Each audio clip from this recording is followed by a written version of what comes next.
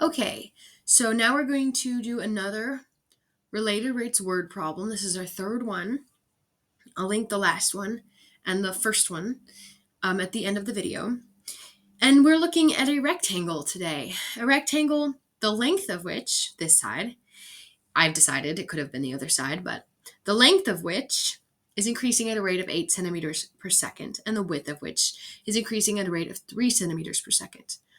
Let's think about that for a second before we go on to what we're finding. That means that the change in L over the change in time is 8 centimeters per second. And we can write it like this, which we're going to need it like this, right? And it means that the change in W, the width, over the change in time is 3 centimeters per second. Also going to need that. So we're starting out with this. These are our givens, right? What are we looking for? We're looking for the rate at which the area of the rectangle is increasing when our length is 20 centimeters and our width is 10 centimeters. Now, I'm not going to write those. I'm going to write those down as given, I suppose, but the notation is actually, the notation is different. I'll show you in the solution, but I will write it down because that's important. L is 20 centimeters, but only here, right? Only in this problem. And width is 10 centimeters. Width is 10 centimeters. So now we have everything we need to find what we want to find. And let's write down what we want to find, right? What we want to find is the change in the area of the rectangle over the change in time. When L is 20 centimeters and W is 10 centimeters. That is how the notation goes, right? Well, what are we going to do? We're going to implicitly differentiate this formula. Well, we have the left side, a to the AR, because that's what we're solving for, right? But on the right side, we are going to want to differentiate L times W. How do we do that? Well, the product rule. So what is the product rule? Let's call to mind that the product rule, let's do it over here, that the product rule, F times G of X is F times G prime plus G times F prime, right? So we're gonna just put that to use. We're not gonna do a bunch of steps because at this point, if you're doing related rates, you probably know it pretty well.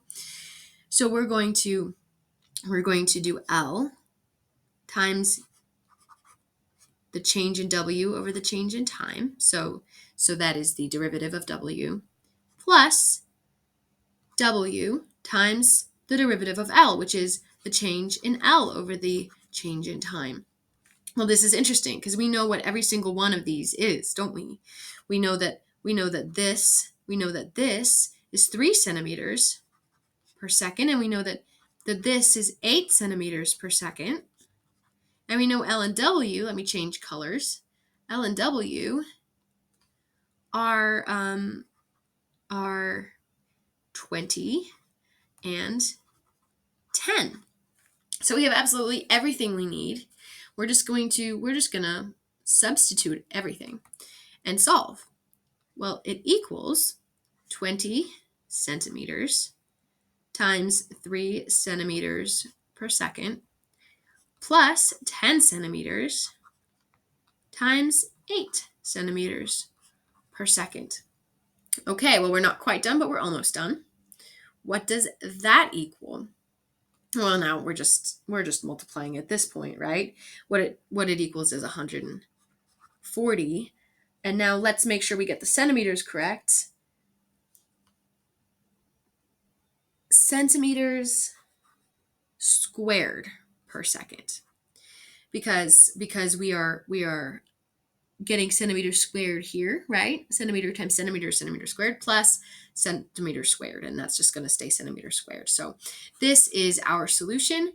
And if you want to write it as a sentence at the end of your problem, which professors and teachers are going to want, what you're going to want to say is that when the length is 20 centimeters and the width is 10 centimeters, the area of the rectangle increases at a rate of 140 centimeters squared per second.